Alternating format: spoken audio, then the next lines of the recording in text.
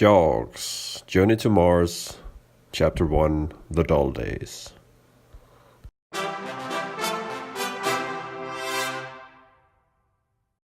It is a dull Tuesday morning, and I know it's dull because I have experienced some extraordinary things.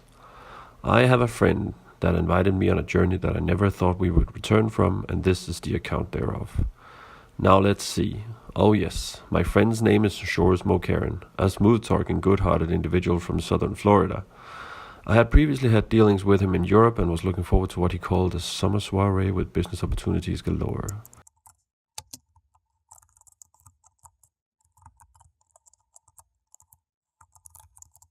At said coming together, he continued ranting on about how NASA and ESA had approached him due to his ad hoc problem-solving skills and background with a secret organization in America.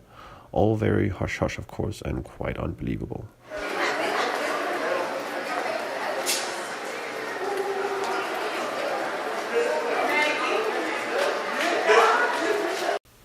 So I felt rather startled when an envelope containing a one-way ticket to Fort Myers arrived in my hands, a dull workday morning, much like this one.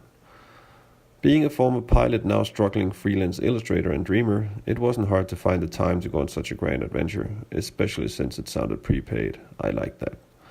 The flight wasn't too bad. Due to my small stature, I don't suffer many of the nuisances that other individuals do on long-haul flights. I was being taken to Florida. Shores would be waiting there to pick me up. Ladies and gentlemen, cabin lighting will be dimmed. If you require any additional lighting, there are lighting controls located on your in-seat video monitors. At the airport, I nearly lost my luggage. It would have been a tragedy. Where could one find premium top hats in the Americas? Luckily, I recovered it before I had a panic attack. When I finally got through security and met Shores, he was being his usual whimsical self. He was jittery about something, but somehow kept a lid on it. I was busy enjoying the ride in his Bravo Romeo anyway. Ever since the auto industry switched to electric propulsion, traveling by car has been one of my favorite modes of locomotion.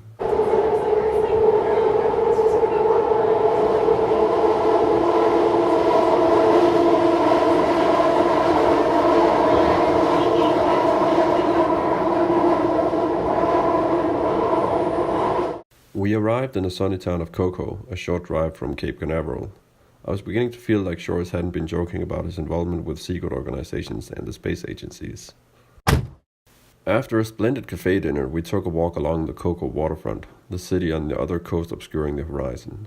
Shores humming to himself, and I thoroughly enjoyed the cooling Atlantic winds.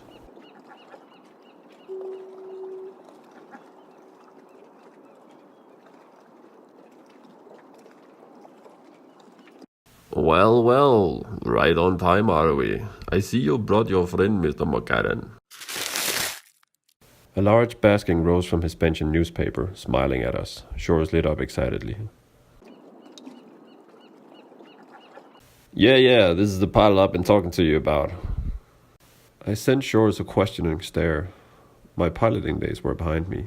Since automated flight, it had been hard to find honest work driving planes. He knew that. Shores gently pushed me forwards.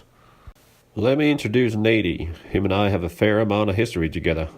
Nice to meet you, Nady. Most people call me Zed Maximus, if you must know. It's a mouthful, like me.